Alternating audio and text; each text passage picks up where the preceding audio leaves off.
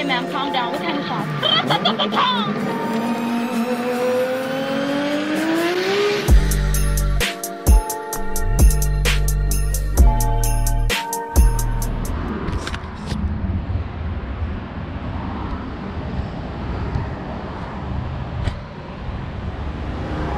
What is up, everybody? Fuck. Here we go. A week later, and last time I was out here, I fucked up. I was buttoning up some shit in the engine bay, you know, trying to secure this cable here for the alternator, and the wrench I was using slipped and fell and hit the positive of the alternator to the chassis, or the sway bar actually, to be specific, and popped the 120 amp fuse. Of course, that happened at 8 o'clock at night, and coincidentally enough, that is the exact time that Advanced Auto Parts and AutoZone closes, and it's their new store hours due to this whole fucking COVID shit. Even the 24-hour one in Hialeah was closed, so had to go to work on Monday and came back today. Spent a full 4 whopping days at work, non-stop, and today on my way back home, picked up a new fuse. Also stopped by Harbor Freight, sorry, and picked up a couple things. Brand new timing light and just a shit ton of zip ties because I've been using the fuck out of them lately. The timing light is basically here to figure out how much timing the IS is running right now. I know it's out of time, but I need to figure out what the timing is set to at the moment so that we can correct it with the Hall Tech, because it's running like absolute dog shit right now.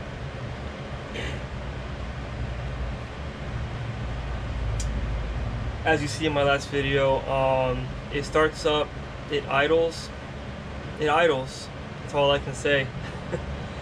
But the timing is just way off, so we got to figure that out. I'm gonna get on the phone with the tuner again. The problem is, I thought my pops had one here, and apparently it broke many years ago and he just never needed another one. And the mine that I use is packed up with all my other shit up north. So I had to go to Harbor Freight, pick one up, 20% off coupon. Fuck it, why not, right? Anyways, so today, basically, you know, gonna put this back in, check to see what other fuses I might have popped, and make sure nothing else got fucked up in the process.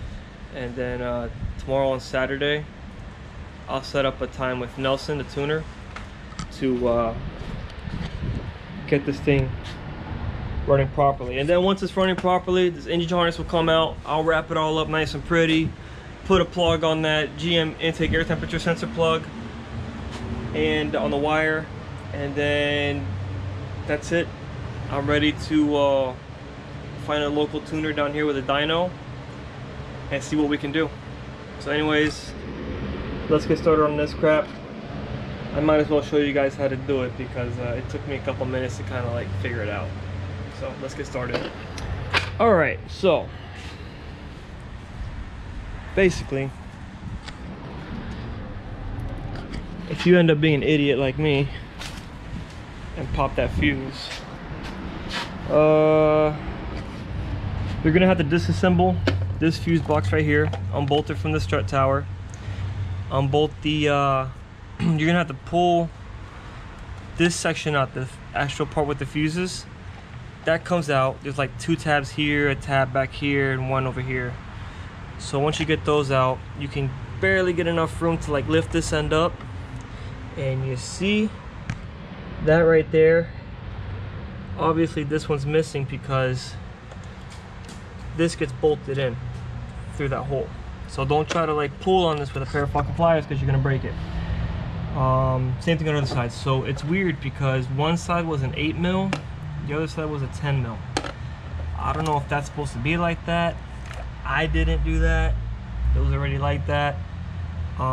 They look factory because they're both, you know, the same type of bolt, zinc plated hex with a Phillips, whatever.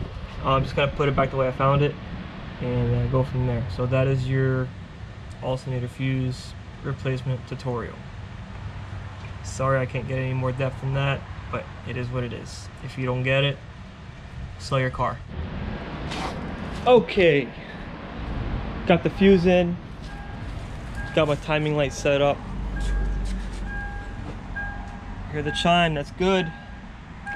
Let's go ahead and I hear the fuel pump.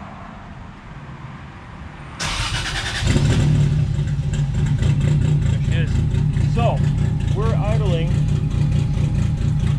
600, 700 RPMs. She's putting back there. Let's see what we got.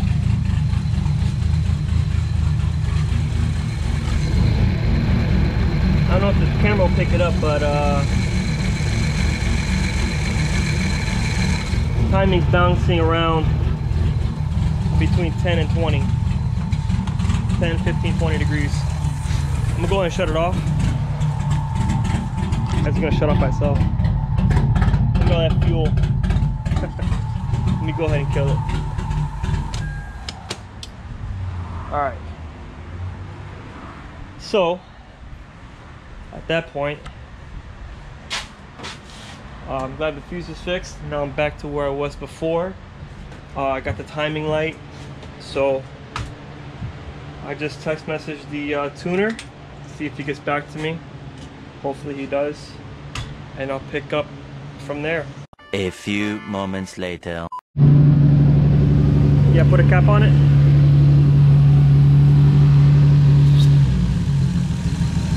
Alright, I just put the cap on.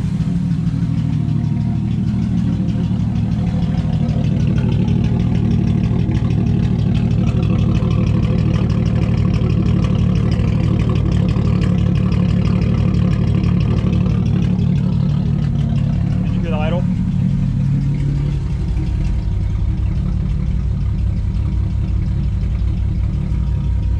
Sounds good. Sounds really good right now.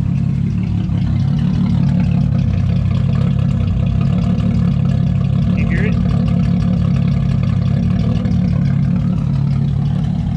Oh, okay.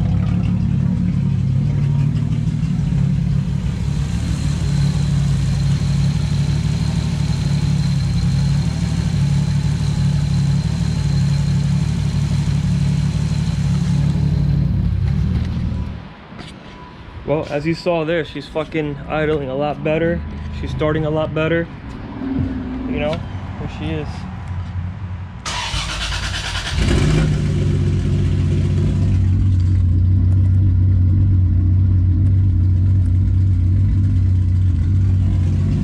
Idles a lot better.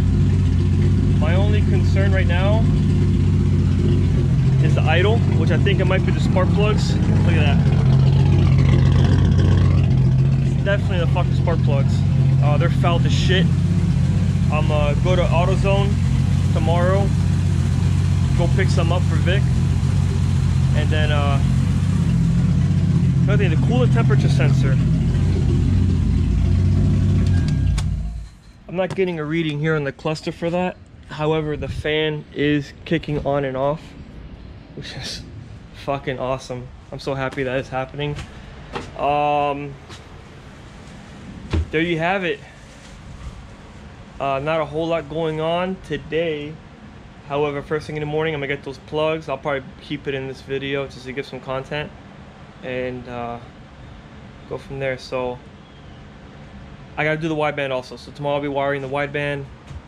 Maybe hopefully hitting Nelson up again, going back in, and we'll see what happens. So I'll see you guys tomorrow bright and early. And special guest might be showing up tomorrow too, so stand by for that. So, fucking mosquitoes. Basically right now, just gonna go ahead and pull out the old sparkulators and get them ready to do the spark plug swap out tomorrow morning. Should be good enough.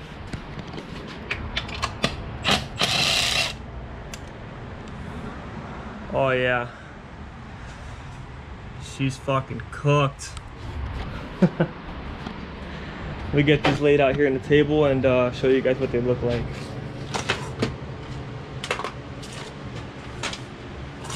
I should really put on my fucking head mount for this.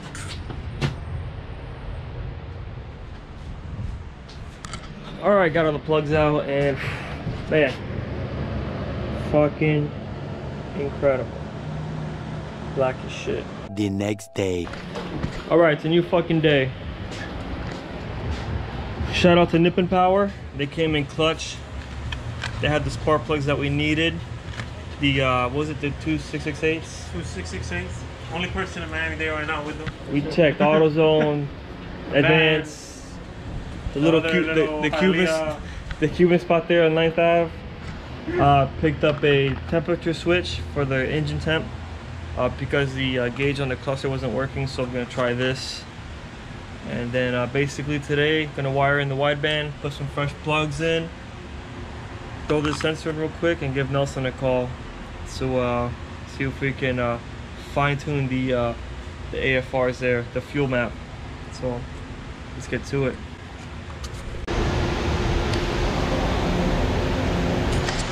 All right, Vic threw in the spark plugs. Got those all buttoned up, coil packs, plug wires.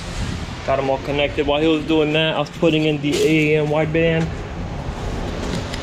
All that installed. Power ground, signal to the Haltech. I still gotta do illumination, but we're gonna take a little break, go to AutoZone because I need to get a vacuum tee because this also data logs, so it's gotta read boost. Gonna tee that off into the Haltech map sensor line, and then we gotta pick up,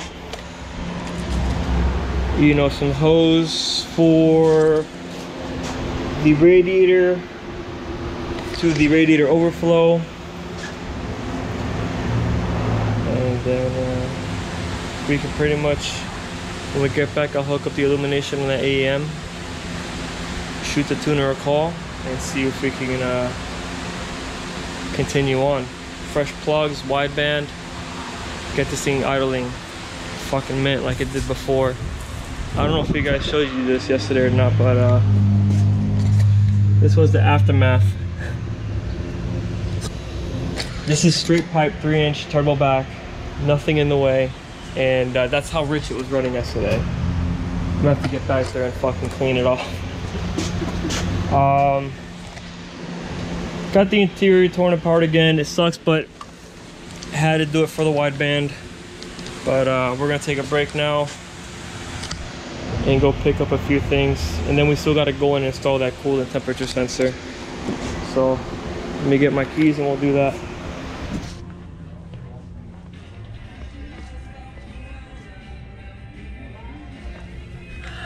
See, we got an assortment here for $10. That's pretty crazy, but goddamn does it have everything we fucking need.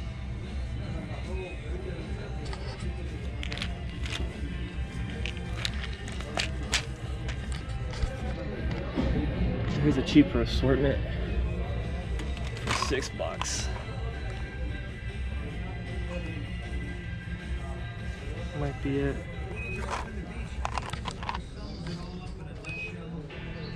I'll go with a cheaper one.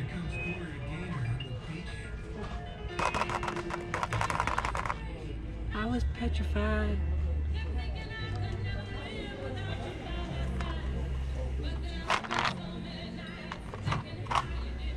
Yeah, little one. Alright. Oh, right there. Alright, let's go find some hose. Some hose. It's so random. I love it. Got some hose.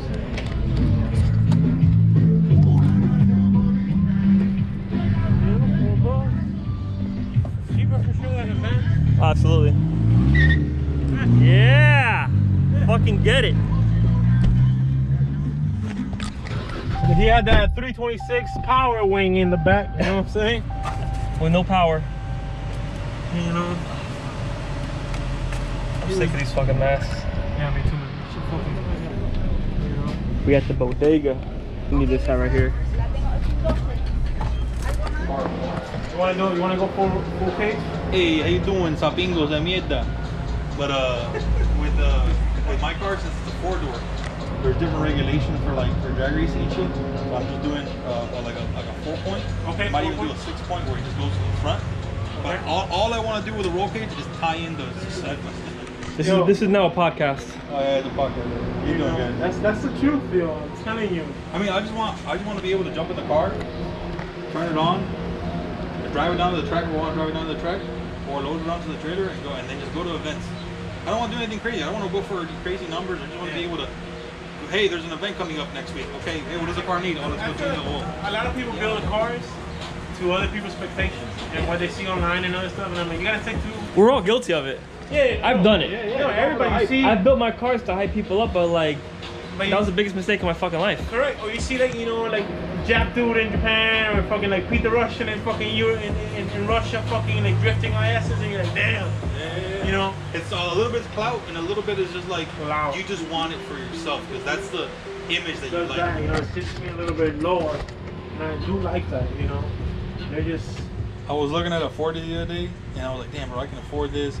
I wanted like 2 racks for it, and I was like, I'll sit on it, I'll park it in the back. For what now? 240. What are we gonna do with that? I know, bro, but it's for the most part it was a clean shell. Oh, fuck. These seats are too tight. Okay.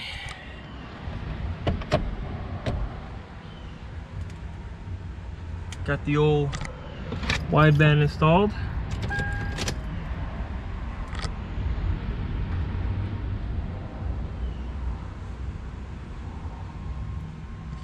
On the screen it's flashing, it's not.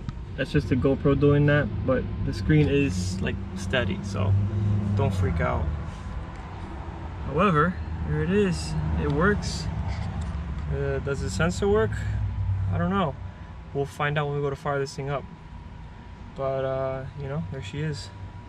This is the AEM failsafe gauge, which is has the ability to shut down the engine in the event of a lean or rich condition. Whatever you want to set up on the software in a computer, because it has a USB cable coming out of it, so you can set your parameters. 3 wires are signal inputs or outputs or whatever. I know these are what you use for the failsafe feature, for engine shutdown or warning lights or whatever. I have to like do a little bit of research and get an idea of what to do with them, because shutting down the engine will be a nice one to have, and then maybe some kind of warning light. Don't know, we'll see. But went ahead and ran, got all the interior back together, laptops hooked up. Basically we're just waiting on a tuner now again. He's hit me a text message back.